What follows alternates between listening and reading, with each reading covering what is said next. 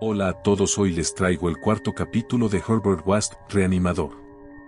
Escrito por Howard Phillips Lovecraft, para la revista Homebrew. Este título es un relato de terror, subgénero de body horror, dividido en 6 capítulos escritos entre 1921 y 1922. Luego de esta breve introducción pasemos ahora a nuestro tercer capítulo de los 6 que están por venir, que lo disfruten. Herbert West, Reanimador por H. P. Lovecraft. Capítulo 4. El grito del muerto. El grito de un muerto fue lo que me hizo concebir aquel intenso horror hacia el Dr. Herbert West, horror que enturbió los últimos años de nuestra vida en común. Es natural que una cosa como el grito de un muerto produzca horror, ya que, evidentemente, no se trata de un suceso agradable ni ordinario. Pero yo estaba acostumbrado a esta clase de experiencias, por tanto, lo que me afectó en esa ocasión fue cierta circunstancia especial. Quiero decir, que no fue el muerto lo que me asustó. Herbert West, de quien era yo compañero y ayudante, poseía intereses científicos muy alejados de la rutina habitual de un médico de pueblo. Esa era la razón por la que, al establecer su consulta en Bolton, eligió una casa próxima al cementerio. Dicho brevemente y sin paliativos, el único interés absorbente de West consistía en el estudio secreto de los fenómenos de la vida y de su culminación, encaminados a reanimar a los muertos inyectándoles una solución estimulante. Para llevar a cabo estos macabros experimentos era preciso estar constantemente abastecidos de cadáveres humanos muy frescos, porque aún la más mínima descomposición daña la estructura del cerebro humano. Y descubrimos que el preparado necesitaba una composición específica, según los diferentes tipos de organismos. Matamos docenas de conejos y cobayas para tratarlos, pero este camino no nos llevó a ninguna parte. West nunca había conseguido plenamente su objetivo porque nunca pudo disponer de un cadáver suficientemente fresco. Necesitaba cuerpos cuya vitalidad hubiera cesado muy poco antes, cuerpos con todas las células intactas, capaces de recibir nuevamente el impulso hacia esa forma de movimiento llamado vida. Había esperanzas de volver perpetua esta segunda vida artificial mediante repetidas inyecciones, pero habíamos averiguado que una vida natural ordinaria no respondía a la acción. Para infundir movimiento artificial, debía quedar extinguida la vida nocturna, los ejemplares debían ser muy frescos, pero estar auténticamente muertos. Habíamos empezado West y yo la pavorosa investigación siendo estudiantes de la Facultad de Medicina de la Universidad Miskatonic, de Arkham, profundamente convencidos desde un principio del carácter absolutamente mecanicista de la vida. Eso fue 7 años antes, sin embargo, él no parecía haber envejecido ni un día, era bajo, rubio de cara afeitada, voz suave, y con gafas. A veces había algún destello en sus fríos ojos azules que delataba el duro y creciente fanatismo de su carácter, efecto de sus terribles investigaciones. Nuestras experiencias fueron a menudo espantosas en extremo, debidas a una reanimación defectuosa, al galvanizar aquellos grumos de barro de cementerio en un movimiento morboso, insensato y anormal, merced a diversas modificaciones de la solución vital. Uno de los ejemplares profirió un alarido escalofriante, otro, se levantó violentamente, nos derribó dejándonos inconscientes, y huyó enloquecido, antes que lograran cogerlo y encerrarlo tras los barrotes del manicomio. Y un tercero, una monstruosidad nauseabunda y africana, surgió de su poco profunda sepultura y cometió una atrocidad. West tuvo que matarlo a tiros. No podíamos conseguir cadáveres lo bastante frescos como para que manifestasen algún vestigio de inteligencia al ser reanimados, de modo que forzosamente creábamos horrores indecibles. Era inquietante pensar que uno de nuestros monstruos, o quizá 2, aún vivían. Tal pensamiento nos estuvo atormentando de manera vaga, hasta que finalmente West desapareció en circunstancias espantosas. Pero en la época del alarido en el laboratorio del sótano de la aislada casa de Bolton, nuestros temores estaban subordinados a la ansiedad por conseguir ejemplares extremadamente frescos. West se mostraba más ávido que yo, de forma que casi me parecía que miraba con codicia el físico de cualquier persona viva y saludable. Fue en julio de 1910 cuando empezó a mejorar nuestra suerte en lo que a ejemplares se refiere. Yo me había ido a Illinois a hacerle una larga visita a mis padres, y a mi regreso encontré a West en un estado de singular euforia. Me dijo excitado que casi con toda probabilidad había resuelto el problema de la frescura de los cadáveres, abordándolo desde un ángulo enteramente distinto, el de la preservación artificial.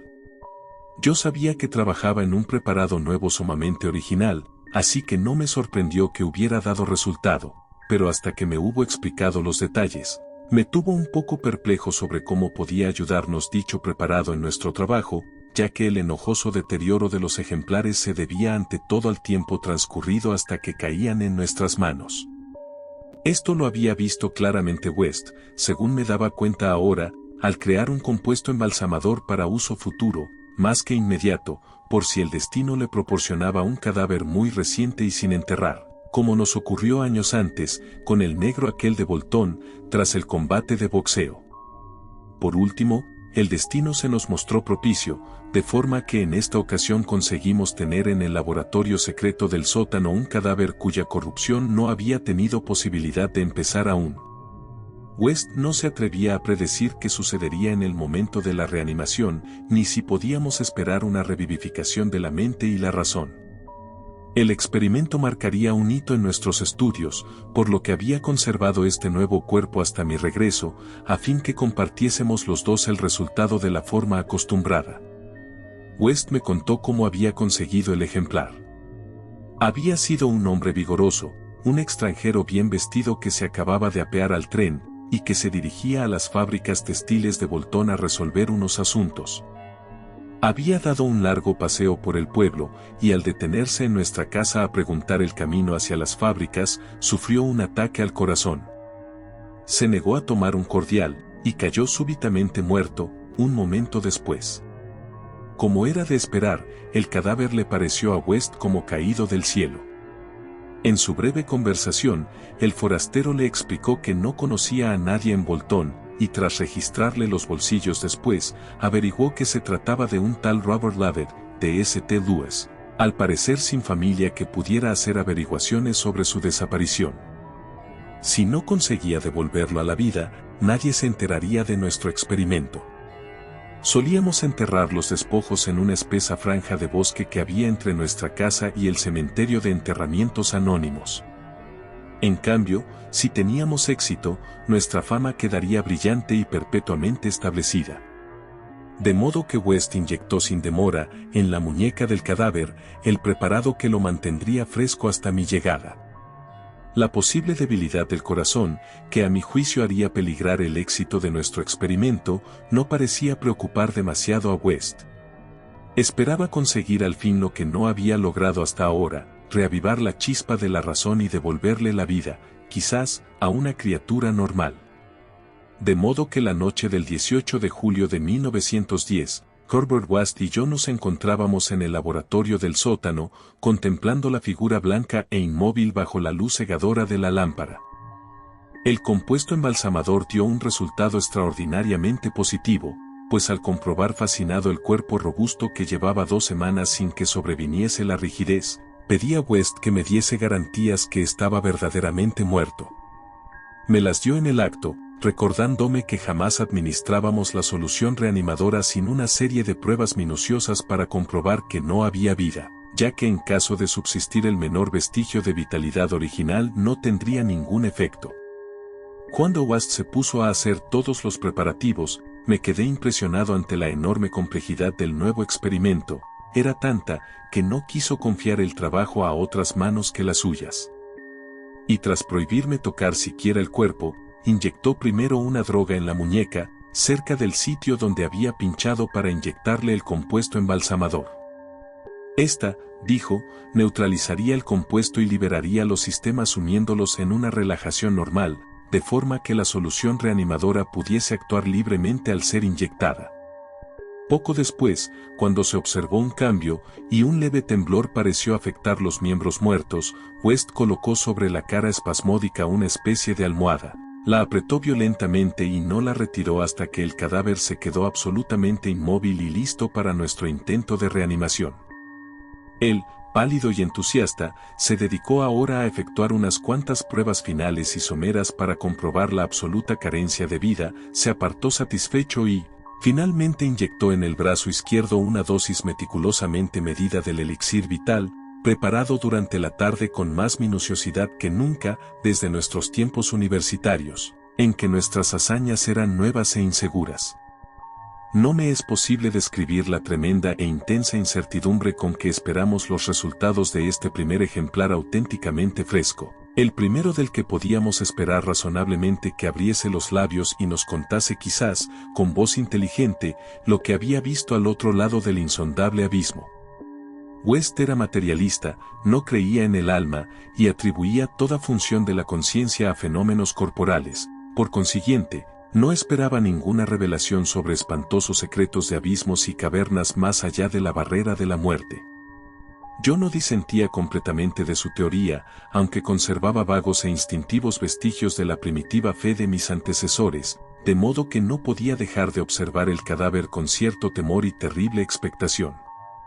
Además, no podía borrar de mi memoria aquel grito espantoso e inhumano que oímos la noche en que intentamos nuestro primer experimento en la deshabitada granja de Arkham.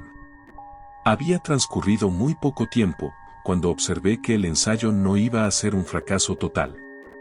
Sus mejillas, hasta ahora blancas como la pared, habían adquirido un muy leve color, que luego se extendió bajo la barba incipiente, curiosamente amplia y arenosa.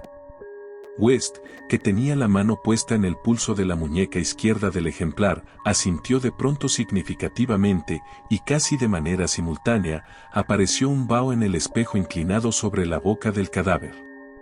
Siguieron unos cuantos movimientos musculares espasmódicos, y a continuación una respiración audible y un movimiento visible del pecho. Observé los párpados cerrados, y me pareció percibir un temblor. Después, se abrieron y mostraron unos ojos grises, serenos y vivos, aunque todavía sin inteligencia, ni siquiera curiosidad. Movido por una fantástica ocurrencia, susurré unas preguntas en la oreja cada vez más colorada, unas preguntas sobre otros mundos cuyo recuerdo aún podía estar presente. Era el terror lo que las extraía de mi mente, pero creo que la última que repetí, fue, ¿dónde has estado? Aún no sé si me contestó o no, ya que no brotó ningún sonido de su bien formada boca, lo que sí recuerdo es que en aquel instante creí firmemente que los labios delgados se movieron ligeramente, formando sílabas que yo habría vocalizado como, solo ahora, si la frase hubiese tenido sentido o relación con lo que le preguntaba. En aquel instante me sentí lleno de alegría, convencido que alcanzábamos el gran objetivo y que, por primera vez, un cuerpo reanimado pronunciaba palabras movido claramente por la verdadera razón. Un segundo después, ya no cupo ninguna duda sobre el éxito, ninguna duda que la solución cumplía cabalmente su función, al menos de manera transitoria, devolviéndole al muerto una vida racional y articulada. Pero con ese triunfo me invadió el más grande de los terrores, no a causa del ser que había hablado, sino por la acción que había presenciado, y por el hombre a quien me unían las vicisitudes profesionales. Porque aquel cadáver fresco, cobrando conciencia finalmente de forma aterradora, con los ojos dilatados por el recuerdo de su última escena en la tierra, manoteó frenético en una lucha de vida o muerte con el aire y, de súbito, se desplomó en una segunda y definitiva disolución, de la que ya no pudo volver, profiriendo un grito que resonará eternamente en mi cerebro atormentado: ¡auxilio! Aparta, maldito demonio pelirrojo, aparta esa condenada aguja. Y eso es todo por hoy. Si llegaste hasta acá no queda más que agradecerte. Espero que hayas disfrutado de esta obra literaria. Si te ha gustado, por favor deja tu like. Suscríbete y activa las notificaciones para que no te pierdas todas las actualizaciones de los próximos capítulos por venir en el canal. Gracias, hasta la próxima.